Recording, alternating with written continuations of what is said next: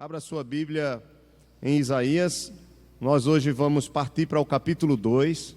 Terminamos o capítulo 1 e nós vamos trabalhar do capítulo 2 até o capítulo 4. É claro que eu não vou trabalhar verso por verso, não vai dar para ser detalhista. Eu vou ficar um pouco mais na lição hoje, para que fique mais fácil, porque o texto é longo. Então, o tema de hoje é marcas da miséria e da misericórdia. O tema da nossa lição está na página número 11. Marcas da miséria e da misericórdia. E aí, embaixo tem, em qualquer nação, tem a frase, né? Em qualquer nação o pecado cobrará pedágio e o povo deverá voltar-se para Deus. O que é que nós vamos ver aqui nesta manhã? Que não tem como fugirmos, irmãos, das consequências terríveis do pecado. É isso que nós vamos ver no meio do povo do Senhor aqui, em Judá e evidentemente em Israel. Nós vamos ver que o pecado, ele cobra o seu preço. O pecado na vida do ser humano, ele sempre trará consequências terríveis. O pecado, ele pode parecer agradável no momento em que o homem peca, mas sempre o resultado do pecado será a amargura e a morte. Não tem para onde fugirmos disso. Então não esqueça disso. Por mais que o pecado pareça atraente, a tentação, né, que vem para nós pecarmos, seja uma atração momentânea e seja muito forte sobre nós, sempre o pecado nos trará consequências ruins em nossa vida e também na vida das outras pessoas com quem nós estamos envolvidos. Não esqueça disso. É sobre isso que nós vamos falar nesta manhã. Vamos ler o texto. Nós vamos ler o capítulo. Nós vamos ler apenas algumas partes. Embora o texto seja pequeno, eu acredito que dá para a gente ler todo. Não dá? Será que os irmãos leram em casa aí? Se não, é pequeno. É bem pequenininho os capítulos. Dá para acompanhar? Então vamos lá. Capítulo 2 de Isaías. Palavra que em visão veio a Isaías, filho de Amós, a respeito de Judá e Jerusalém. Veja que essa palavra é específica para o reino do sul. Jerusalém é a capital de Judá. E aí ele diz, nos últimos dias, e aí a gente vai entender o que significa essa palavra últimos dias. No Antigo Testamento pode se referir a vários momentos. Nos últimos dias acontecerá que o monte da casa do Senhor, lembram do monte de Sião, que Jerusalém fica situado em cima? O monte da casa do Senhor será estabelecido no cimo dos montes e se elevará sobre os outeiros, e para ele afluirão todos os povos. Irão muitas nações e dirão, vinde e subamos ao monte do Senhor e à casa do Deus de Jacó, para que nos ensine os seus caminhos e andemos pelas suas veredas, porque de Sião sairá a lei. Sião é Jerusalém. E a palavra do Senhor de Jerusalém. Aqui é um paralelo. Ele julgará entre os povos e corrigirá muitas nações. Estas converterão as suas espadas em relhas de arados, e suas lanças em podadeiras. Uma nação não levantará a espada contra outra nação, nem aprenderão mais a guerra. Vinde, ó casa de Jacó, e andemos na luz do Senhor. João vai trabalhar muito essa questão de andar na luz, né? Andemos na luz. Essa é a mensagem de Isaías para o seu povo. Verso 6. Pois tu, Senhor, desamparaste o teu povo, a casa de Jacó, porque os seus se encheram da corrupção do Oriente. O Oriente é a terra dos filisteus. E são agoureiros como os filisteus, ele até repete aqui, e se associam com os filhos dos estranhos. A sua terra está cheia de prata e de ouro, e não tem conta os seus tesouros. Também está cheia de cavalos e os seus carros não têm fim. Também está cheia a sua terra de ídolos, adoram a obra das suas mãos, aquilo que os próprios dedos fizeram. Com isso a gente se abate e o homem se avilta, ou seja, se orgulha, se torna soberbo. Portanto, não lhes perdoarás. Vai, entra nas rochas e esconde-te no pó ante o terror do Senhor e a glória da sua majestade.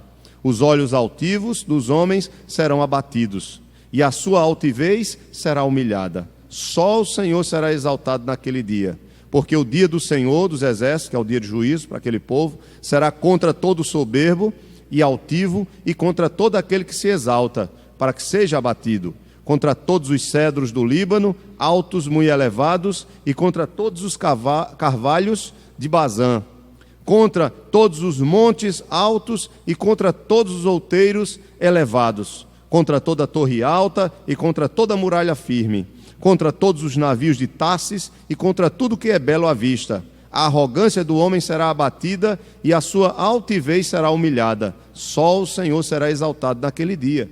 Os ídolos serão de todo destruídos. Então os homens se meterão nas cavernas das rochas e nos buracos da terra, ante o terror do Senhor e a glória da sua majestade, quando ele se levantar para espantar a terra. Naquele dia os homens lançarão às toupeiras e aos morcegos os seus ídolos de prata e os seus ídolos de ouro, que fizeram para ante ele se prostrarem, e meter-se-ão pelas fendas das rochas e pelas cavernas das penhas, ante o terror do Senhor e a glória da sua majestade, quando ele se levantar para espantar a terra. Afastai-vos, pois, do homem cujo fôlego está no seu nariz, pois em que é ele estimado. Amém. A gente lê esse capítulo aqui, trabalha ele, e depois a gente lê o terceiro, trabalha aí o quarto. Ok? Então, irmãos, veja aí a introdução na nossa lição. Veja que ele vai dizer sobre o que nós vamos tratar nesses 3 capítulos, no capítulo 2, 3 e 4 de Isaías. Nós vamos falar sobre o que estava acontecendo no meio do povo, algumas marcas, o texto vai mostrar algumas características comuns do pecado daquele povo, do povo do Senhor. Vocês já deram para perceber aqui nessa rápida leitura que o povo era o quê? Altivo, soberbo. O povo estava confiando demais naquilo que eles podiam, naquilo que eles tinham. Estavam num momento de prosperidade. Viram que o texto vai dizer que era cheio de carros, de cavalos. Então, eles estavam prosperando. E essa é uma das razões da altivez. Nós temos uma facilidade muito grande, por causa da nossa natureza pecaminosa, de nos orgulharmos quando nós temos mais poder em nossas mãos. Seja esse poder em várias áreas. Seja esse poder por uma condição social, seja esse poder por determinada posição que eu tenha no meio da sociedade. Mas o ser humano, vocês sabem, isso é muito comum no mundo, né? A altivez dos homens. Determinados homens em determinadas áreas, quando eu digo homens no sentido genérico, homens e mulheres, demonstram essa altivez por causa do poder que têm, por causa do poder que exercem, por causa da autoridade que possuem, ou da riqueza que têm em suas mãos. Não é diferente aqui com o povo de Deus. E Deus está falando aqui que Ele vai abater essa altivez do seu povo, porque o seu povo precisava andar humilde e dependente dEle. É muito perigoso, irmãos, quando nós achamos que nós podemos as coisas confiando em nós mesmos. Como ele vai mesmo dizer, o homem que confia no fôlego que está no seu nariz, um homem que confia em si mesmo. Então, esse é um dos pecados que nós vamos ver. O texto também vai falar aqui de idolatria.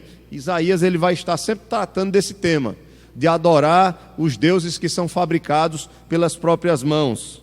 E aí nós podemos também abordar essa questão. Veja a introdução da nossa lição na página 11.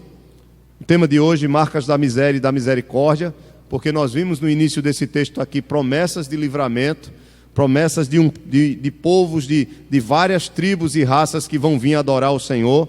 Então a introdução diz, a lição de hoje é muito prática e atual. Ela fala da crise social gerada quando o povo se afasta dos caminhos do Senhor e mostra a relação entre pecados pessoais e catástrofes sociais. Arrogância, opressão aos pobres, que a gente vai ver nos capítulos que vem aí, né? O 3 e o 4. Opressões aos pobres e inversão de valores eram males sociais marcantes na sociedade em que Isaías viveu e para a qual ministrou em nome do Senhor. A pergunta é, você consegue enxergar esses males e outros males semelhantes em alguma outra sociedade? O que a Escritura tem a dizer sobre isso? Há esperança de mudança? Podemos contar com a ação abençoadora de Deus?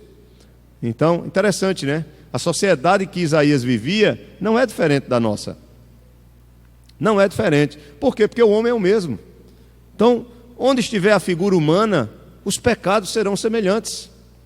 Não é diferente a confiança no próprio poder, a altivez, ou seja, o orgulho, a soberba, a opressão aos menos favorecidos, daqueles que têm o poder no meio da sociedade. Isso não é diferente de hoje. Claro que hoje talvez seja muito maior essa questão, mas é muito comum. O problema é que aqui nós estamos tratando de um povo que conhece a Deus, né? Que conhece entre aspas. Porque no capítulo 1 vocês lembram que Deus mesmo diz que o boi conhece o seu dono, né? E o jumento, né? A sua manjedoura, né? O dono da sua manjedoura. Então, mas o meu povo não me conhece. Então, o conhecer, como nós falamos aqui, é o conhecer de Oséias. O meu povo perece por falta de conhecimento. Não é o conhecimento teórico apenas, é necessário. Para a gente conhecer a Deus, a gente tem que examinar as Escrituras, porque Deus se revela nela. Foi Jesus que disse: examinai as Escrituras, porque elas testificam de mim e da vida eterna. Então, eu não tenho como conhecer a Deus apenas pela experiência. Não é verdade? Eu não posso conhecer a Deus, entrar no meu quarto sem ler a Bíblia e querer orar e conhecer a Deus. Não funciona assim. O conhecimento de Deus, ele vem pelo conhecimento da sua revelação e da prática desse conhecimento. Os irmãos estão me entendendo? Então eu conheço a revelação. Então na revelação eu sei quem é Deus, eu sei quem eu sou, eu sei como me relacionar com Ele, e eu começo a praticar isso. Então o meu conhecimento, ele sai da teoria, do que eu estou lendo, do que eu estou aprendendo, e passa a ser prático, porque eu começo a viver isso na minha vida, no dia a dia. Então eu conheço a Deus na sua palavra e conheço a Deus praticando a sua palavra. Era isso que não estava acontecendo com o povo de Judá, nem com o povo de Israel. Eles conheciam até a lei, mas eles não estavam praticando a lei. Então o conhecer teórico não é o conhecer que Deus está dizendo no sentido prático, no sentido de intimidade. Ontem eu estava pregando para os casais da nossa igreja lá no Cabo. Inclusive nós vamos fazer aqui, viu, irmãos? Precisamos muito. E eu estava falando para os casais lá. Nós demos um estudo, eu mostrei que o casamento ele é uma aliança, à luz da palavra de Deus, e tentei trabalhar esse tema. E no final eu disse o seguinte: olha, porque cada um recebeu um sonho de valsa, e no sonho de valsa tinha um coraçãozinho, né? E nesse coraçãozinho tinha uma frase, e você completava a frase para dar para a sua esposa e a esposa para o marido, né? Rapaz, eu sou muito ruim dessas coisas, viu? Eu não gosto muito dessas coisas, não. Eu fico logo... Não é muito... Eu não sou esse romântico, né? Tem gente que é romântico, eu acho bonito, né? Mas eu não sou assim, né? Mas eu coloquei, viu, gente? Eu fiz a frase, tá? Por favor. Mas ainda bem que minha esposa já me conhece, né? Porque eu demonstro o amor de outras formas, né? Aí eu tentei mostrar para as pessoas, é claro, que você demonstra o seu amor também por palavras. Através de elogios que você pode fazer à sua esposa, ao seu cônjuge, né? A esposa ao marido. Mas evidentemente que não pode ficar só nisso, não é verdade? Um esposo que diz eu te amo, à esposa, mas as suas ações não condizem com essas palavras, veja, funciona? É o quê? Pronto, a fé sem obras é morta, meu irmão, é verdade. O amor, quando Paulo fala sobre o marido amar a sua esposa, ele compara a quem? Ao que Cristo amou a igreja, e o que Cristo fez para a igreja. E ele vai falar do sacrifício, da entrega, ou seja, o amor ele tem que ser ativo. Veja, o amor é ativo. Então eu estava mostrando a eles, eu disse, olha, tudo bem, vocês ouviram a palestra aqui nesta noite, foi uma bênção, tal, os maridos, as esposas, mas quando você sair daqui, o que é que você tem que fazer? Então tem que transformar isso em algo prático, né? Converse com a sua esposa, a esposa com o marido, procure saber dela nessa conversa sincera, peça pelo menos para ela dizer a você algumas coisas positivas, para não começar logo matando, né? Então conta algumas coisas positivas que com certeza você tem, nós temos, pelo menos 5 coisas positivas em relação ao seu esposo, o esposo em relação à esposa, que você vê nele ou nela, e aí depois também seja humilde e diga, no que eu preciso melhorar? Diga pelo menos 5 coisas, diga só 5, viu? Ou 3, não vá dizer logo 10, 15 não é? Porque aí pode ser que o camarada desanime, não é verdade? Eu até disse a eles, vá devagar, em doses homeopáticas, Eu sei que tem muita coisa para melhorar, é o que eu digo à minha esposa, né? Olha, vá devagar, diga pelo menos 2 ou 3 que eu vou tentando, e assim a gente vai, né? Porque são muitas, é ou não é verdade? Então, temos que transformar a coisa em termos práticos. Vocês estão entendendo, né? Não adianta a gente ouvir uma palestra sobre o amor, tal, sim, mas e no dia a dia, na prática? No que eu preciso melhorar? São as minhas palavras, é a minha impaciência, é a minha ignorância, é a maneira como eu lido com as questões complicadas, eu estouro, é a minha ira. Então, claro que cada um tem seus defeitos. Agora, como é que eu melhoro? Aí é onde está que eu trabalhei esse ponto. É buscar na graça de Deus o agir do Espírito Santo na sua vida para ir lhe tratando. Porque nós sabemos que o Espírito Santo nos transforma conforme a imagem de Cristo. E Cristo é o homem perfeito, é o homem ideal para nós imitarmos. Tanto o homem como a mulher. Na verdade, a mulher também tem que ser imitadora de quem? De Cristo. É o caráter de Cristo que tem que ser gerado em nós pelo Espírito. Então, essas coisas são maravilhosas. A vida com Deus é assim, irmãos. Não adianta eu só conhecer a Bíblia, conhecer, ter os textos decorados, se esse conhecimento não se transforma em coisas práticas, no dia a dia. É o que Jesus vai dizer: aquele que ouve a minha palavra e pratica, é como um homem que constrói a sua casa sobre a rocha. É nessas coisas pequenas, porque nós vivemos num mundo em que, aliás, nós temos uma facilidade de sermos religiosos. Como Isaías vai falar aqui no capítulo 1, Deus não aceitava o culto do povo, porque eles faziam um culto perfeito em termos externos, em termos de ações, mas o verdadeiro culto e a verdadeira adoração a Deus, como na questão da fidelidade ao outro, do cuidado com a viúva, com o órfão, de ajudar o pobre na sua necessidade, de amparar o outro, essas coisas práticas não estavam acontecendo. Mas havia extorsão, havia corrupção, havia homicídios. As mãos do povo estavam sujas de sangue. Então veja que nosso texto, começa com a palavra de salvação. E é isso que eu quero que vocês entendam em Isaías. O profeta Isaías, ele vai trazer uma mensagem de juízo, mas sempre no meio dessa mensagem ele traz uma palavra de esperança, de salvação. Isso aqui é maravilhoso, né? Que Deus, ele nos julga, ele julga o seu povo, mas o propósito do juízo é de salvar. Não é simplesmente julgar. Há uma esperança sempre estendida. Veja aí, ponto A. O número 1 da nossa lição tem aí em negrito, palavra de salvação, que nós temos aí. Ela vem do monte do Senhor. E aí o ponto A diz o monte nos últimos dias. Verso 2 e verso 3 da nossa lição. Veja aí, capítulo 2, verso 2 e 3. Alguém pode ler? Amém. Glória a Deus. Então, observe, irmãos, como Isaías, ele dá ênfase à questão do monte, que é do monte do Senhor, ou para este monte afluirão todos os povos. Interessante observar isso. Alguns querem interpretar esse texto aqui de forma literal. Acham que Jesus Cristo vai estabelecer novamente o templo. Eles veem isso como algo escatológico, literal. E os estudiosos que seguem a linha do dispensacionalismo, não se preocupe com o termo, mas é uma linha de interpretação bíblica muito mais literal. Mas nós sabemos que as profecias do Antigo Testamento, elas não se cumprem de forma literal como realmente estão aqui. Há coisas que nós nem sequer sabemos. Essa foi a grande dificuldade dos fariseus compreenderem Jesus como Messias.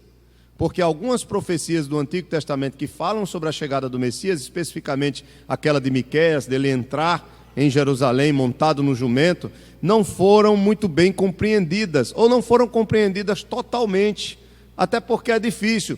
Não dá para compreender uma profecia totalmente, porque a profecia no Antigo Testamento ela pode ter uma aplicação ou uma realização na época em que ela foi dita, para aquela época, e pode ter uma realização também. Ela pode não se completar ali e conduzir a história para uma realização maior no futuro.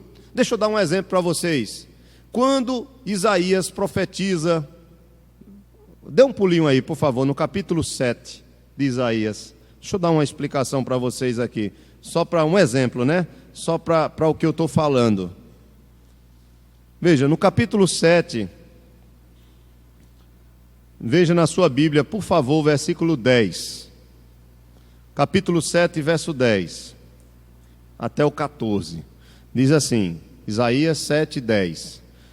E continuou o Senhor a falar com Acais. Veja, Isaías está profetizando para o rei Acás, que era um rei que não tinha temor a Deus, rei de Judá, dizendo: pede ao Senhor teu Deus um sinal, que seja embaixo nas profundezas ou em cima nas alturas. Acais, porém, disse: não pedirei, nem tentarei ao Senhor. Até parece que ele era crente, né? Não pedirei, não tentarei ao Senhor. Então disse o profeta: ouvi agora, ó casa de Davi, acaso não vos basta fatigardes os homens, mas ainda fatigais também ao meu Deus? Porquanto o Senhor mesmo vos dará um sinal: eis que a virgem conceberá e dará à luz um filho, e lhe chamará quem? Emanuel. Ele comerá manteiga e mel, quando souber desprezar o mal e escolher o bem. Na verdade, antes que este menino saiba desprezar o mal e escolher o bem, será desamparada a terra, ante cujos 2 reis tu tremes de medo. Interessante, Acais estava tremendo diante do rei da Síria, diante do rei da Síria e do rei de Israel, do reino do norte. Esses 2 reis vão se unir para lutar contra o reino do sul, contra Judá. E Isaías está dizendo a ele: olha, confie no Senhor, peça um sinal a Deus, se arrependa, busque o Senhor, Deus vai dar livramento a você. Mas ele não quer sinal. Ele até diz: eu não vou tentar a Deus, porque ele não se sentia digno mesmo. Ele sabia como era a sua vida de pecado, a sua vida contrária à lei do Senhor. E aí Isaías disse: mas Deus vai dar um sinal. É como se Isaías dissesse: ó, você pode não querer o sinal, você pode não confiar em Deus, mas Deus vai livrar os seus. Deus vai livrar o seu povo, aqueles que são fiéis a Ele. E qual seria o sinal? O sinal seria um menino que iria nascer. Quando Jesus é predito pelo anjo, ele é quem? Ele é o cumprimento exato dessa. Quem é Emanuel? É Jesus, no sentido mais pleno da palavra. Mas deixa eu perguntar a vocês: essa profecia de Isaías, de imediato ela está apontando para Jesus? Não. Ela está apontando para quem? Para o filho de Acais, que iria nascer e reinar no seu lugar. Ele é esse menino aqui, Ezequias, o rei Ezequias, aquele que orou, que estava doente, que pediu para viver e Deus lhe dá 15 anos. Vocês lembram? Pediu para ser curado. E ele fala da vida dele, o que ele fez, que ele foi temente a Deus. Ele contou a vida dele. Ele foi um rei diferenciado. Ele foi um rei temente a Deus. Ele restaurou a vida espiritual do povo pela sua liderança, embora ele tenha tido falhas também. No final do seu reinado, ele teve uma grande falha, de abrir as portas da cidade para que uma comitiva da Babilônia viesse e entrasse ali e visse suas riquezas, porque ele também chegou a falhar e a confiar um pouco nas suas riquezas. Mas ele teve grande livramento. Quando o rei da Assíria, que estava dominando tudo, chegou para invadir o reino de Judá, ele se humilhou diante de Deus. Ele foi orar e chorar, chamou o povo para jejuar, para buscar o Senhor, e o Senhor deu livramento a eles. Deu livramento a eles pelo seu poder, sem eles nem lutarem. Imagine aí, que coisa tremenda. Vocês vão ver isso aqui no livro de Crônicas, no livro dos Reis. Vocês podem estudar um pouco mais sobre isso. Mas assim, o que eu quero que vocês entendam é que quando fala aqui do monte do Senhor, por que eu estou falando disso? A profecia do monte do Senhor, ela pode estar nos conduzindo a uma realidade. Nos últimos dias, que últimos dias são esses? Que o monte do Senhor aqui representa. Pode estar representando o momento em que Deus vai dar a vitória do seu povo naquela época, mas também esses últimos dias e o monte do Senhor, de onde afluirão os povos para esse monte, está apontando para quem plenamente? Para Jesus Cristo. Vocês estão entendendo, né? Deixe marcado aí, dê um pulinho em João 3. João 3, Evangelho de João, capítulo 3. Veja que Jesus ele vai usar uma figura aqui do Antigo Testamento. Evangelho de João, capítulo 3, versículo 14. Ele diz aqui: e do modo porque Moisés levantou a serpente no deserto, assim importa que o Filho do Homem seja levantado, verso 15, para que todo que nele crê tenha a vida eterna. Então, é dessa cidade, é do Monte de Sião, que Jesus Cristo vai o quê? Atrair as pessoas a Ele. É a obra de Cristo, a crucificação do Senhor, a sua ressurreição, mas aqui ele está falando especificamente da sua crucificação, o seu sacrifício na cruz, vai fazer com que as pessoas olhem para o que aconteceu ali. É claro, não todas as pessoas, mas aquelas por quem Ele morreu. E essas pessoas que vão olhar para Ele e crer na sua obra, elas vão ser atraídas a quem? A Ele. Serão chamadas a Ele, serão conduzidas a Ele. Não é uma questão meramente literal, de todo mundo ter que ir para lá, caminhar para lá. Porque os literalistas, eles vão dizer o seguinte: não, quando Jesus voltar, e ele vai reinar 1000 anos, eles vão dizer que ele vai reinar 1000 anos, nós entendemos que esses 1000 anos já estão acontecendo, é esse período entre a primeira vinda e a segunda vinda, ele não é literal, mas eles vão dizer, não, ele vai reinar 1000 anos, o templo será restaurado e Jesus vai reinar de lá de Jerusalém. E todos os povos vão para lá. Aí eles acham que será o cumprimento dessa profecia. Mas nós não pensamos assim. Nós achamos que esse texto ele não vai se cumprir literalmente da maneira como Isaías está dizendo aqui. Com certeza se cumpre em termos literais num período próximo. Nós sabemos que com a invasão da Babilônia o templo será destruído. Mas depois Deus vai restaurar Jerusalém. O templo será reerguido, não é verdade? E não somente isso, mas novamente começará a adoração ali em Jerusalém. Mas nós sabemos que esse texto nos aponta para a salvação plena do Senhor na pessoa de Jesus Cristo. Eu gostaria que nós pudéssemos abrir nossas Bíblias em Apocalipse. Vamos abrir nossas Bíblias em Apocalipse,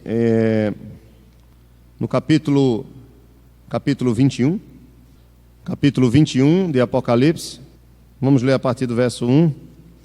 Veja que não há por que pensarmos em um monte literal, porque se o monte de Sião representa Jerusalém, e em Jerusalém, nessa Jerusalém, haverá ou fluirá povos de várias nações para adorar o Senhor, para cultuar o Senhor, é claro que isso pode nos conduzir à plenitude da salvação no novo céu e na nova terra. Veja, por exemplo, no versículo 1, quando ele diz: vi novo céu, aqui é depois do juízo, e nova terra, pois o primeiro céu e a primeira terra passaram e o mar já não existe. Vi também a cidade santa, olha aí a cidade santa, olha o monte de Sião aí. A cidade santa, a nova Jerusalém, que descia do céu da parte de Deus, ataviada como noiva. Quem é a noiva? É a igreja. Adornada para seu esposo, que é Cristo. Então ouvi grande voz vinda do trono, dizendo: eis o tabernáculo, ou seja, a morada de Deus com os homens. Deus habitará com eles. Eles serão povos de Deus, e Deus mesmo estará com eles. E lhes enxugará dos olhos toda lágrima, e a morte já não existirá, já não haverá luto, nem pranto, nem dor, porque as primeiras coisas passaram. Vamos mais adiante. Veja, por favor, agora o capítulo 22. Só conferindo aqui se é no capítulo 22 o texto que eu queria encontrar, ou é no 21. Perdão. Não o capítulo 22, mas no capítulo 22 até dá para a gente encontrar aqui uma certa segurança nisso. Mas seria melhor nós voltarmos para o capítulo, não vou no 7 não, é no capítulo 6, vamos abrir o capítulo 6 de Apocalipse. Como eu não anotei isso, eu estou indo mais da minha memória, puxando da minha memória, e não é nada fácil. Deixa eu ver se é o 6 ou é o 5 mesmo, é o 5. Isso, é aquele texto que fala de povos de todas as tribos, línguas e raças, tá? É esse texto que eu estou... Os irmãos podem me ajudar. É o 7? 7, 9, olha aí, 7, ótimo. Amém. 7 e 9, a visão dos glorificados, não é isso? Isso mesmo. Ótimo. Pronto, está aí a visão, capítulo 7 de Apocalipse, verso 9. Veja que É muito comum no Apocalipse, como eu já falei para vocês, o livro de Apocalipse, as revelações de Apocalipse, elas são cíclicas, elas se repetem, elas vão se repetindo e trazendo uma profundidade maior daquilo que Deus está falando. Então, aqui mais uma vez, antes de Deus falar sobre o sofrimento do povo, Ele sempre traz novamente uma palavra que traz consolo. Que palavra é essa? A visão dos glorificados.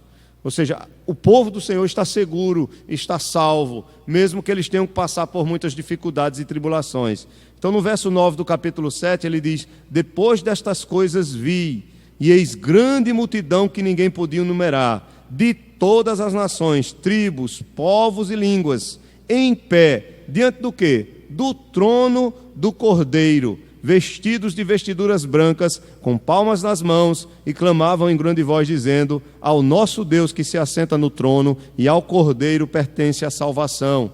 E aí todos os anjos, começam a cantar, que estão ao redor com os anciãos e os 4 seres viventes, dizendo: amém, o louvor e a glória e a sabedoria e as ações de graças e a honra e o poder e a força sejam ao nosso Deus pelos séculos dos séculos. Amém. Louvado seja Deus. Então veja, onde é que o Cordeiro reina?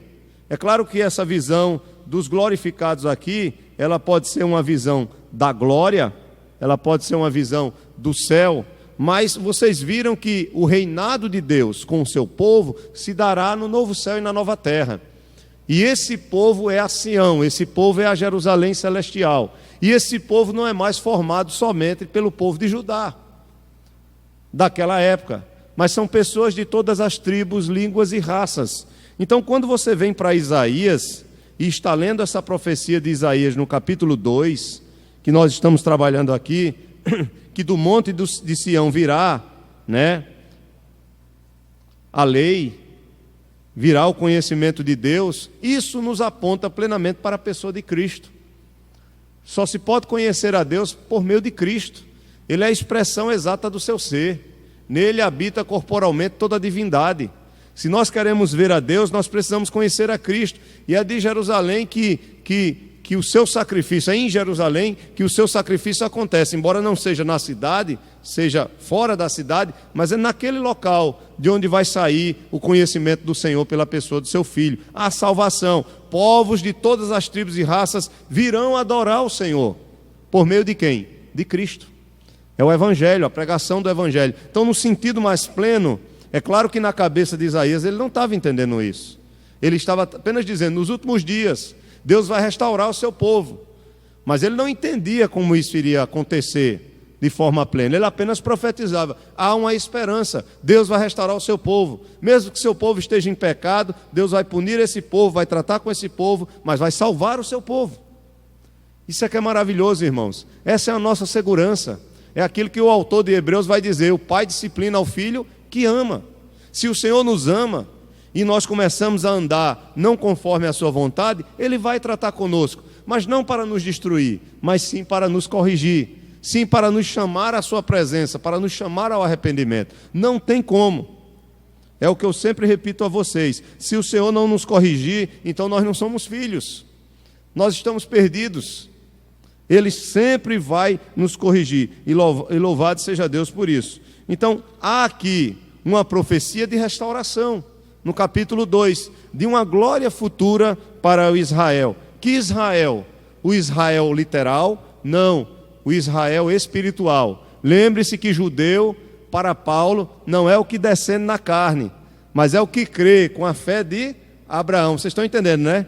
É o Israel espiritual que gozará desse culto, dessa adoração e desse favor de Deus. Outra coisa, esse reinado será de paz. Veja a profecia como se dá. Veja aí na sua lição, na página 12. Eu não vou ler tudo, eu vou só pontuando algumas coisas. Veja, leia comigo o versículo 4 de Isaías 2. Ele julgará entre os povos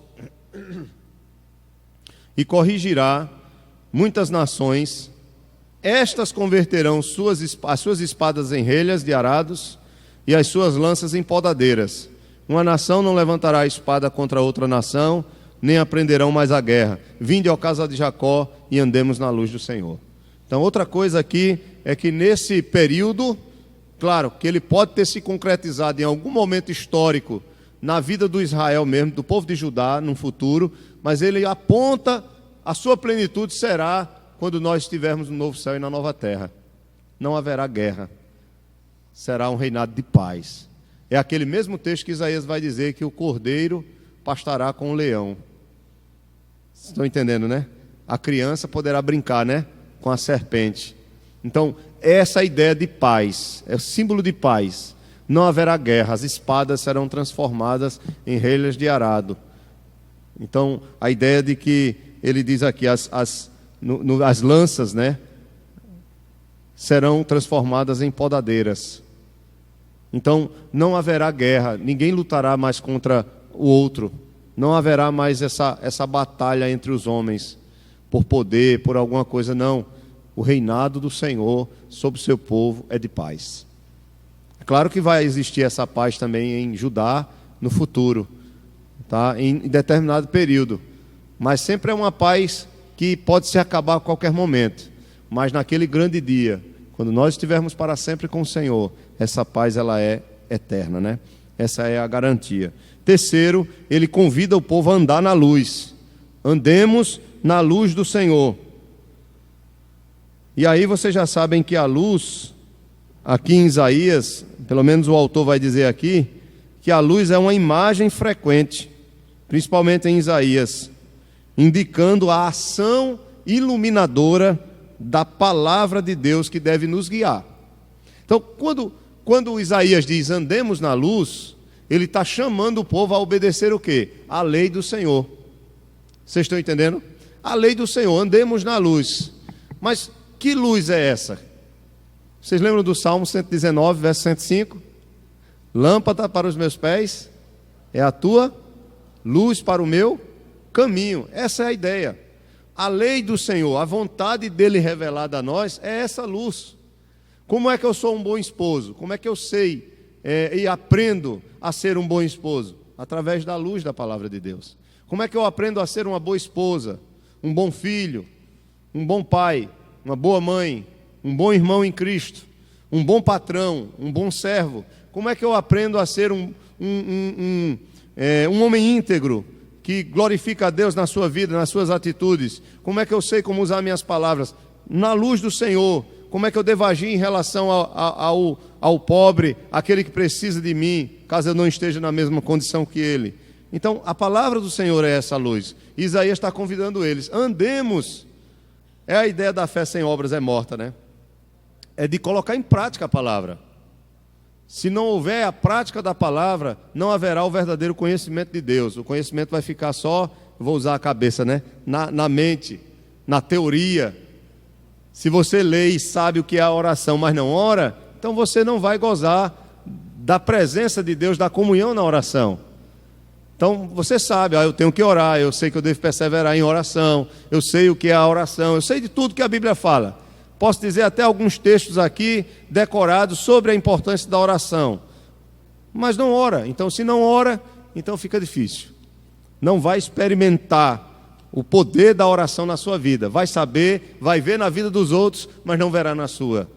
Então, a ideia aqui é de colocar em prática. Andemos na luz. Então, depois dessa palavra de esperança, aí Isaías vai vir com a palavra de juízo.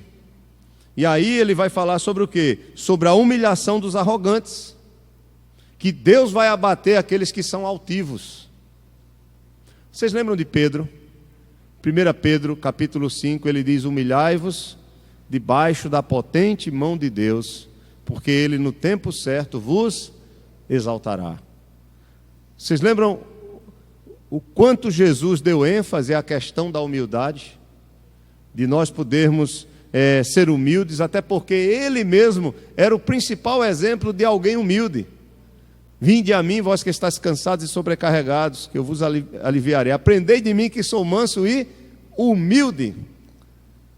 O problema nosso, irmãos, é que, quando eu digo nosso, eu estou falando em termos genéricos, né? É que quando nós podemos alguma coisa, nós nos sentimos altivos, orgulhosos e soberbos. E Provérbios vai dizer o quê? Que a soberba nos leva ao quê? À queda. Não é isso? Então veja aí capítulo 2, eu não vou ler tudo de novo, né? Mas eu quero ler apenas um versículo, que está no versículo 17, 12 e 17, do capítulo 2. Apenas 2 versículos, para você relembrar o que nós lemos. Porque o dia do Senhor dos Exércitos, o dia do Senhor dos Exércitos é o dia de julgamento, tá? Não é o juízo final, não. É qualquer dia que Deus chegue para julgar. Qualquer dia que Deus derrame o seu juízo. Aqui iria acontecer especificamente no cativeiro babilônico.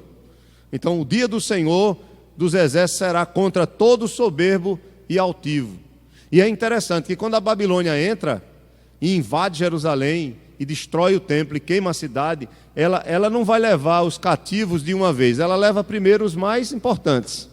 Então, aqueles que eram os mais importantes, os reis, os familiares dos reis, os ricos, os mais sábios, os mais importantes, os que tinham, na verdade, uma influência sobre o povo, é esse povo que a Babilônia vai levar logo primeiro preso, cativo, escravo. Claro que é estratégia de guerra, né? E não somente isso, mas usar a sabedoria e a capacidade desse povo em seu próprio benefício, que é o que vai acontecer com Daniel, com Sadraque, com Mesaque e Abednego, né? Que são os nomes que eles vão receber lá na Babilônia, né? Fora Daniel, que vai ser chamado de Belsazar, é isso, é? Acho que é isso, né? Beltesazar, isso mesmo. Então, essa é a ideia. Vocês estão entendendo? Então, quem são os altivos? Quem são os poderosos? Deus vai abater esse orgulho, essa soberba de vocês. Então, era o pecado do povo, era um dos pecados principais do povo. Pecado esse que estava trazendo uma consequência social. E aí, não somente isso, mas também havia a idolatria. Veja aí, por favor, o versículo que fala sobre idolatria, que está aí no 20. Naquele dia os homens lançarão às toupeiras e aos morcegos os seus ídolos de prata e os seus ídolos de ouro que fizeram perante eles, que fizeram e perante eles se prostraram. E meter-se-ão pelas fendas das rochas e pelas cavernas das penhas, ante o terror do Senhor e a glória da sua majestade, quando ele se levantar para espantar a terra. A ideia aqui é de juízo. É claro que essa mesma realidade vai acontecer quando Jesus voltar. Não é verdade? Apocalipse nós vamos ver que os homens vão pedir aos montes para caírem sobre suas cabeças. Vão clamar pela morte, diante da ira de Deus e da ira do Cordeiro. Inclusive é o único texto na Bíblia que fala sobre a ira do Cordeiro, é em Apocalipse. A ira do Cordeiro. O Cordeiro vem para julgar. É isso que João vai dizer no capítulo 3. Que ele veio não para julgar, mas para salvar. Mas o juízo virá. Na primeira vinda ele veio para morrer pelos nossos pecados, mas na sua segunda vinda ele vem para trazer a salvação plena para o seu povo com a ressurreição do corpo, mas também o juízo para os ímpios. Então, esses eventos de punição, esses eventos em que a Bíblia chama do dia do Senhor, mas que são eventos isolados, em que Deus vem julgar o seu povo, ou julgar não somente o seu povo, mas os ímpios, como aconteceu em Sodoma e Gomorra, vocês sabem muito bem. Como aconteceu no dilúvio. Então, esses eventos que têm acontecido na história são eventos que nos conduzem a ver o que vai acontecer de uma forma muito pior nos últimos dias. Então, se alguém pensa que não existe inferno, que não existe juízo, olhe para a história. Olhe para o que Deus fez durante a história com aqueles que são ímpios. Se Ele fez isso durante a história, você imagina, e foi terrível, imagina o que acontecerá naquele grande dia, né? Então, assim como os sinais de salvação durante a história no seu povo apontam para a salvação em Cristo, também essas punições que acontecem eventualmente na história conduz para aquele grande dia, o dia do juízo. O dia do juízo. Não é à toa que Hebreus diz: ai daquele que cair nas mãos de Deus vivo, ele é fogo consumidor. Ai daquele. Apocalipse tem vários ais. Quando você vai ler sobre as trombetas, quando você vai ler sobre as taças da ira, tudo vai conduzindo a um clímax final, até o juízo final no capítulo 20, o grande trono branco, onde as pessoas estarão diante do Senhor, diante do Pai, e Ele vai julgar. E aqueles que não forem encontrados escritos no quê? No livro da vida, serão lançados para sempre no lago de fogo. E diz, esta é a segunda morte. Isso é que é terrível, irmãos. Eu fico pensando nisso às vezes, quando acontece uma tragédia, né? Como essa, né? Você fica vendo uma situação dessa que aconteceu agora, quinta-feira, onde uma família praticamente toda morreu, soterrada, né? Você fica pensando, eu fico pensando nessas coisas, né? Nós não sabemos, como aquela moça que entrou ali no túnel do Pina. Quem passa naquela área ali, todo dia vê aquele túnel, não imagina que num dia pode chover, alagar e uma pessoa morrer. Quem imaginaria, né? Que alguém ia entrar ali com um carro e iria morrer afogado. A gente não para pensar nisso. Aí você vê, a pessoa saiu de casa, não se preocupou com a chuva, estava no shopping, saiu do shopping para voltar para casa, morreu no caminho. A gente não sabe. O problema não é só isso, o problema é o que vem depois. O problema é o que se dará depois, no porvir, na eternidade. Esse sim é o problema. Por isso, irmãos, que nós temos que anunciar o Evangelho. O cantor famoso, cheio de dinheiro, lá o Gabriel Diniz, Gabriel Diniz, famoso, triste a história dele, foi tragédia, a gente se entristece, mas isso acontece todo dia com várias pessoas. Como ele era famoso e a mídia divulgou, aí a gente sente também, porque vê um menino novo, com 20 e poucos anos, não é por causa da fama dele, nada disso não, mas é triste. Pegou um avião para se encontrar com a namorada, o avião foi, caiu, pronto, acabou-se. Não somente ele, mas os 2 pilotos também que estavam com ele, né? Pessoas novas morreram. A gente não sabe o dia de amanhã. Quem garante que nós vamos viver até os 100 anos? Por isso que essas palavras de Isaías, elas servem para nos levar a pensar um pouco. Então quem é jovem, quem é adolescente, que acha que tem a vida toda, né? Porque quando a gente é jovem, a gente não sente uma dor no dedo, não sente uma dor de cabeça, é uma energia, é uma disposição. Sente às vezes uma dorzinha aqui e ali, né? Mas com a alimentação de hoje, mas é uma disposição, é uma saúde, você acha que vai viver para sempre. Deixa você chegar nos 40, né? 40 e pouco. Aí o irmão está dizendo, pastor, deixa chegar nos 60. Aí outro vai dizer, pastor, deixa chegar nos 70 para ver, né? Não tem uma hora que eu não me abaixo para dizer ai, que eu não me levanto para dizer ui, não é? Quando chega nesse período, quando baixa é ai, quando levanta é ui. É o ai ui direto, né? É assim, a gente já sente isso. Se for aí, dependendo da situação, depois dos 40 a gente já sente isso, já tem menina aí com 30 e poucos anos fazendo isso. Então a gente acha que vai viver para sempre, mas a palavra de Deus nos chama, irmãos, olha, vamos buscar o Senhor enquanto é tempo. Andemos na luz, é a palavra de Isaías, andemos na luz. Não brinquemos com essa realidade, em nome de Jesus. Amém? Então ele vai abater os arrogantes. Muito cuidado com a altivez, muito cuidado com a soberba, porque nós não somos muita coisa. Veja a palavra que está aí no verso 22, afastai-vos. Eu fico me perguntando, por que Isaías há uma ordem aqui de se afastar do homem cujo fôlego está no seu nariz. Não é interessante isso? Afastai-vos dessas pessoas que depositam a confiança em si mesmas. Qual é a preocupação de Isaías? Que nós não caiamos nessa tentação, nesse erro de sermos como elas. Ele até faz uma pergunta, pois em que é ele estimado? Ou seja, o que é que ele tem de mais para você descansar a sua confiança nele, no ser humano? E querendo ou não, às vezes nós fazemos isso, viu, gente? A nossa confiança tem que ser depositada no Senhor. Vocês vão ver que Isaías vai bater muito nisso. Diante das lutas, confie no Senhor. Quando o rei Acais está sendo pressionado e vai pedir ajuda do rei da Síria, Isaías repreende terrivelmente a atitude do rei. Você deveria ter confiado no Senhor, porque é o Senhor que nos livra. Não que você não possa fazer a sua parte, mas não é isso. É porque o rei Acais, em nenhum momento ele confia que Deus pode livrá-lo.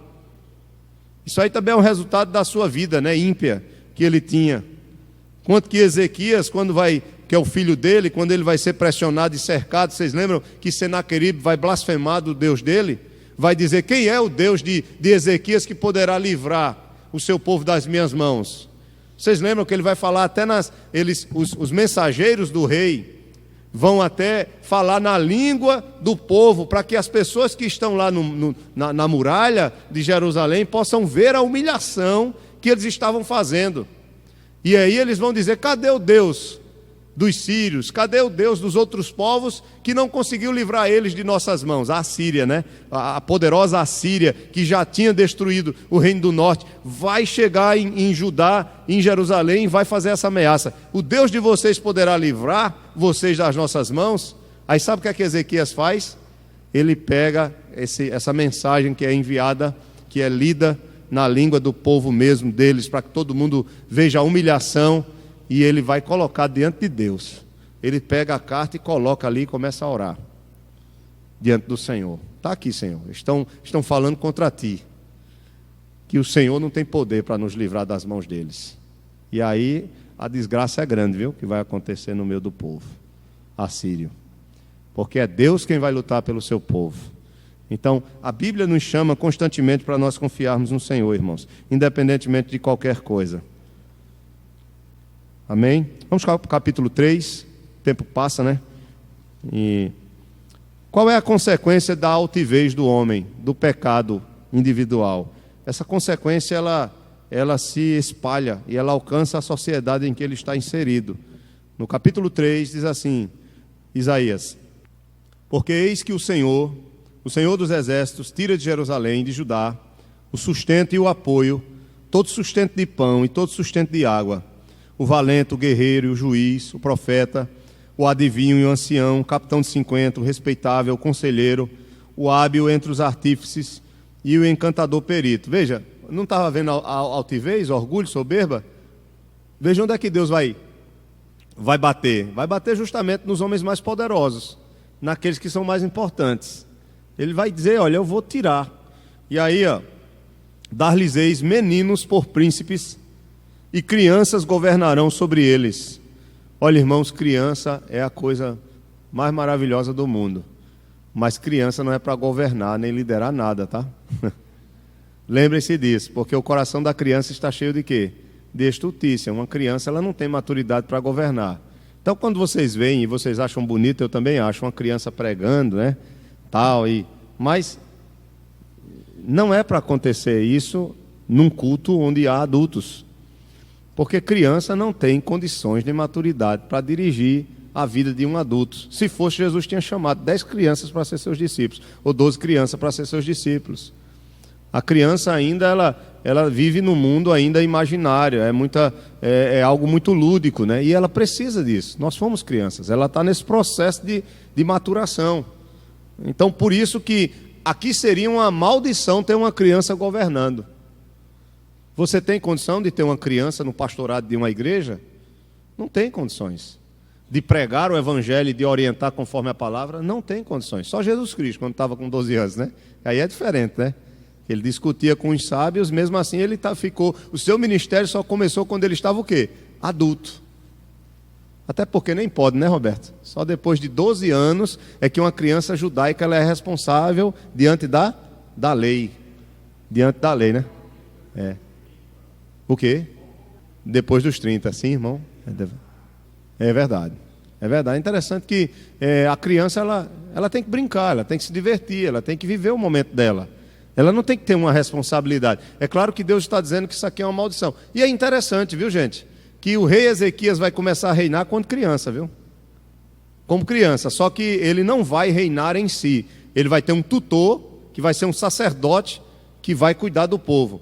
Ezequias ele é criado por sacerdotes e por isso que ele vai ter essa vida cristã, essa cristã ainda não tinha vindo. Ele vai ter essa vida de temor a Deus, essa vida piedosa diante de Deus. É muito interessante a história, vocês podem ler depois, ok? Então veja, no versículo 4, dar-lhe-eis meninos por príncipes e crianças governarão sobre eles. Entre o povo, oprimem uns aos outros, cada um seu próximo. O menino se atreverá contra o ancião e o vil contra o nobre. Quando alguém se chegar a seu irmão e lhe disser, na casa de seu pai, Tu tens roupa, sê nosso príncipe, toma sob teu governo esta ruína. Naquele dia levantará este a sua voz, dizendo: não sou médico, não há pão em minha casa, nem veste alguma, não me ponhas por príncipe do povo. Porque Jerusalém está arruinada, Judá caída, porquanto a sua língua e as suas obras são contra o Senhor, para desafiarem a sua gloriosa presença. Como é que o povo estava desafiando a gloriosa presença de Deus? Através de suas atitudes e através da idolatria, das suas atitudes contra o próximo e através de sua idolatria. O aspecto do seu rosto, ou seja, do rosto de Deus, testifica contra eles, e como Sodoma publicam o seu pecado, o aspecto do rosto do povo, o aspecto do rosto do povo, testifica contra eles mesmos, e como Sodoma publicam o seu pecado e não o encobrem. Ai da sua alma, porque fazem mal a si mesmos. Dizei aos justos, há uma esperança para os justos, que bem lhes irá, porque comerão o fruto das suas ações. Interessante, diante desse povo havia justos, e a mensagem de Deus é: diga aos justos que fiquem tranquilos, porque por causa das ações deles, eles vão se manter de pé. E aí vem, ai do perverso. Sempre, irmãos, nos profetas, quando tiver esse termo ai, tá? Então você já sabe que é mensagem de quê? De juízo, tá? Ai do perverso, mal lhe irá, porque a sua paga, e aí é a consequência do pecado, será o que as suas próprias mãos fizeram. Os opressores de meu povo são crianças, e mulheres estão à testa do seu governo. Ó povo meu, os que te guiam te enganam, e destroem o caminho por onde deve seguir. O Senhor se dispõe para pleitear e se apresenta para julgar os povos. O Senhor entra em juízo contra os anciãos do seu povo e contra os seus príncipes. Vós sois os que consumistes esta vinha. Israel é comparado a uma plantação de uva, O que roubastes do pobre está em vossa casa. Que há convosco que esmagais o meu povo e moeis a face dos pobres, diz o Senhor dos exércitos. Vocês estão entendendo aqui? Então, o pecado da altivez, o pecado do povo, o abandono do Senhor, a idolatria, tem uma consequência muito maior. Não é só sobre a pessoa em si, o indivíduo em si, mas essa consequência, ela alcança as pessoas que estão ao seu redor. Com a opressão, com a corrupção. Você vê pelo nosso país. Quanto mais vantagem, isso é muito comum no ímpio, a pessoa puder tirar da outra, melhor para ela, na sua concepção, pecaminosa. Não é assim no mundo em que nós vivemos? As pessoas lutam por isso. Tem aqueles que usam até a frase, todo dia sai um sabido e um besta, para ele enganar. Não é essa a frase que eles usam? Todo dia sai um sabido e um besta. Só que isso não tem... Para nós que somos o povo do Senhor, não há como nós vivermos essa realidade no nosso meio. Nós temos que andar na luz do Senhor, buscar o Senhor, clamar pela sua graça e pela sua transformação das nossas vidas. Ficarmos atentos de que nossos pecados pessoais, querendo ou não, eles trazem consequências também para as pessoas que estão ao nosso redor. Há pecados que, se o pai ou o esposo cometer, pode envolver toda a sua família, geralmente envolve sua família toda, e vice-versa. O jovem que comete um pecado, ele com certeza não vai prejudicar somente a sua vida, ele pode prejudicar a vida de muitas pessoas que estão ao seu redor. Inclusive, se ele for crente e fizer parte da família do Senhor, ele prejudica a igreja do Senhor também, em certo sentido. Como isso é importante, irmãos, nós percebermos o que está por trás dessas palavras de forma aqui tão clara. Outra coisa que ele vai falar é sobre aqueles que luxam, e ele vai usar o exemplo das mulheres, em favor da opressão dos pobres, dos que precisam de ajuda. E ele vai falar, e não há nenhuma condenação aqui a roupa, a brinco, a enfeites que a mulher pode usar. Toda mulher pode se embelezar, não há pecado nisso. Até porque na Bíblia nós temos alguns textos que falam sobre a beleza da mulher. Cantares vai falar sobre o embelezamento da mulher, a mulher que se embeleza para o seu esposo. Não tem problema nenhum nisso. Não somos como aquelas igrejas que batem demais nisso, porque acham que isso se dá muita importância a essa questão externa. Mas a questão é, quando esse embelezamento, ou essas joias, elas são usadas em detrimento ou por causa da opressão, ou são consequências da opressão que essas mulheres ou seus maridos ou suas famílias fazem ao humilde, ao pobre, aí isso sim é pecado. É o que ele vai falar aqui. Olha verso 18. Não, é 16 mesmo, verso 16. Diz ainda mais o Senhor: visto que são altivas as filhas de Sião e andam de pescoço emproado, de olhares impudentes, andam a passos curtos, fazendo tinir os ornamentos de seus pés. O Senhor fará tinhosa a cabeça das filhas de Sião, o Senhor porá a descoberto as suas vergonhas. Naquele dia tirará o Senhor o enfeite dos anéis dos tornozelos, e as toucas, e os ornamentos em forma de meia-lua, os pendentes e os braceletes, e os véus esvoaçantes, os turbantes, as cadeiazinhas para os passos, as cintas, as caixinhas de perfume e os amuletos, os sinetes e as joias pendentes no nariz, os vestidos de festa, os mantos, os chales e as bolsas. Eu não vou entrar nesses detalhes, tá, gente? Entendam isso apenas como o ornamento delas. Os espelhos, as camisas finíssimas, os atavios de cabeça e os véus grandes. Será que em lugar de perfume haverá podridão, e por cinza, corda, em lugar de encrespadura de cabelos, calvície, e em lugar de veste suntuosa, cilício, e marca de fogo em lugar de formosura. Marca de fogo é como quem está marcando os escravos. Em lugar da beleza externa, né? Então serão marcados como escravos. A ideia é essa, é o cativeiro. Ele está apontando aqui para o que acontece quando uma nação invade a outra e transforma aquela outra nação como escrava. Essa é a ideia. Os seus homens, olha aqui, os teus homens, verso 25, cairão a espada, e os teus valentes na guerra.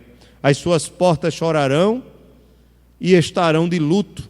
Sião, que é Jerusalém, desolada, e assentará em terra. 7 mulheres naquele dia lançarão mão de um homem, dizendo: nós mesmas do nosso próprio pão nos sustentaremos, e do que é nosso nos vestiremos. Tão somente queremos ser chamadas pelo teu nome.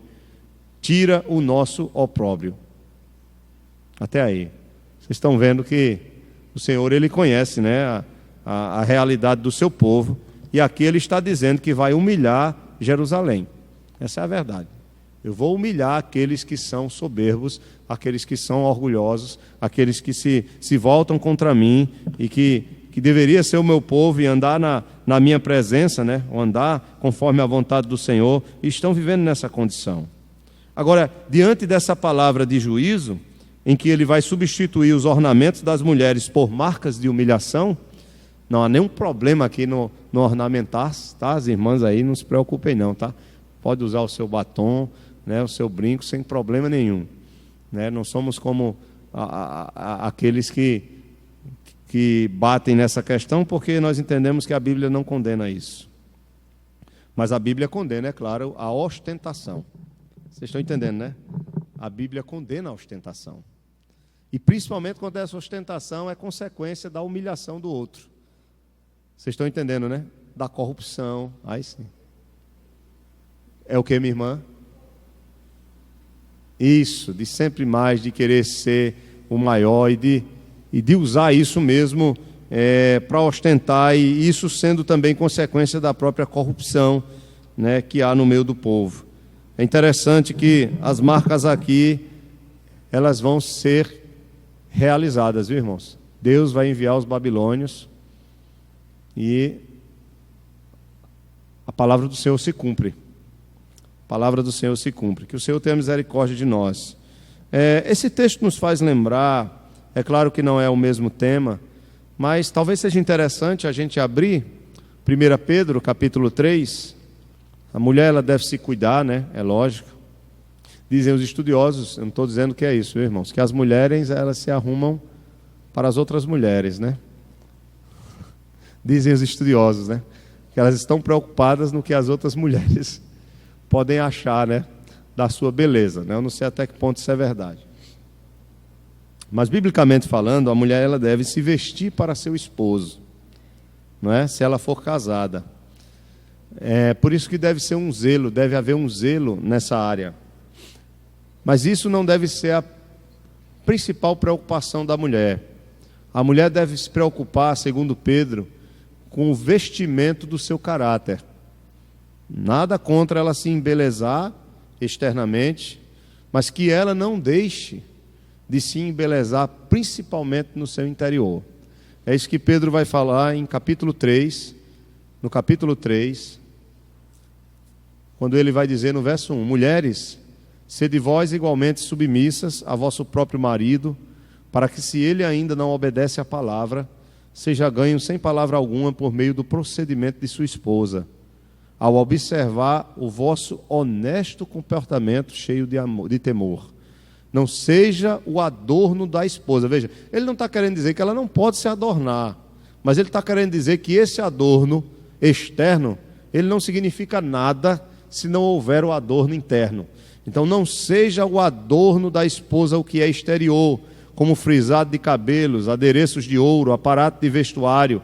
Seja, porém, o homem interior do coração, unido ao incorruptível traje de um espírito manso e tranquilo, que é de grande valor diante de Deus, pois foi assim também que a si mesmas se ataviaram outrora as santas mulheres, que esperavam em Deus, estando submissas a seu próprio marido, como fazia Sara, que obedeceu a Abraão, chamando-lhe Senhor, da qual vós vos tornastes filhas, praticando o bem e não temendo perturbação alguma. E aí ele vem com o marido: marido, vós igualmente vivei a vida comum do lar, com discernimento, tendo consideração para com a vossa mulher, como parte mais frágil, tratai-a com dignidade, porque sois juntamente herdeiros da mesma graça de vida, para que não se interrompam as vossas orações.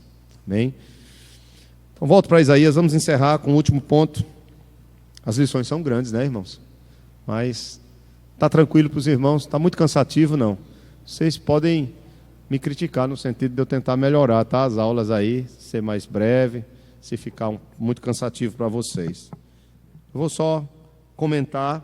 Vamos ler capítulo 4 de Isaías, verso 2. Só são aí 4 versículos, do 2 aos 6.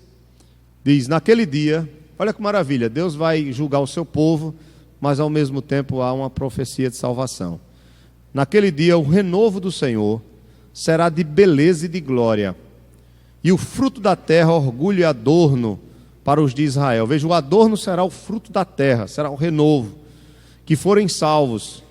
Será que os restantes de Sião e os que ficarem em Jerusalém serão chamados santos, todos os que estão inscritos em Jerusalém para a vida, quando o Senhor levar a imundícia das filhas de Sião e limpar Jerusalém da culpa do sangue do meio dela, com o espírito de justiça e com o espírito purificador. Criará o Senhor sobre todo o monte de Sião e sobre todas as suas assembleias uma nuvem de dia. Aqui ele traz à memória o que aconteceu lá no deserto, né? Uma nuvem de dia e fumaça e resplendor de fogo chamegante de noite, porque sobre toda a glória se estenderá um dossel. Um dossel é como que uma tenda, né?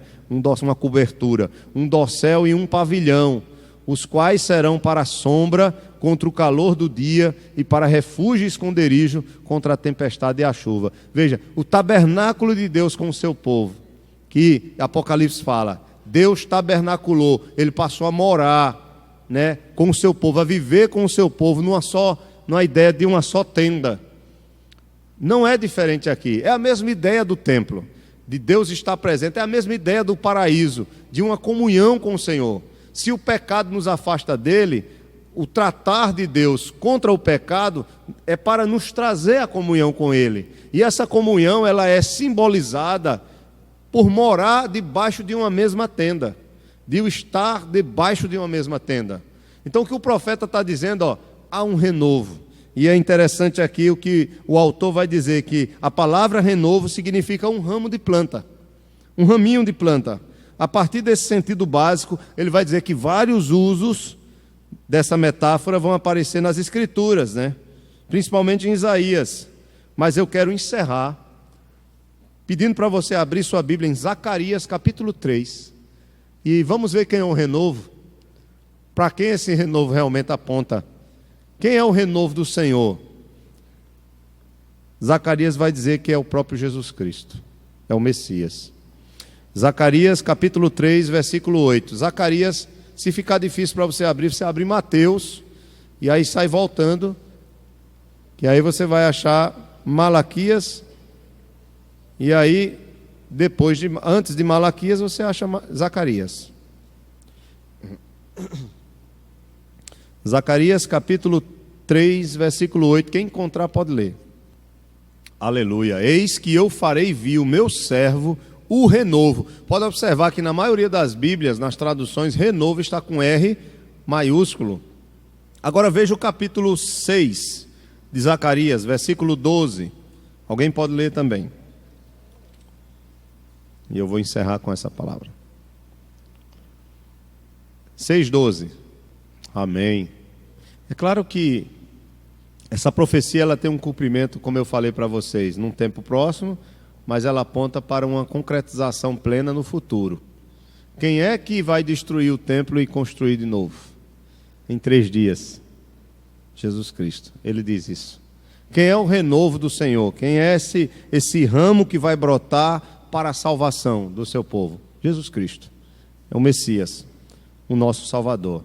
Na verdade, esse renovo, se você for observar no verso 13 aí do capítulo que nós lemos, diz assim: Ele mesmo edificará o templo do Senhor e será revestido de glória, assentar-se-á no seu trono e dominará e será sacerdote no seu trono e reinará perfeita união entre ambos os ofícios. Cristo ele tem 3 ofícios. Ele é rei, ele é profeta e ele é sacerdote.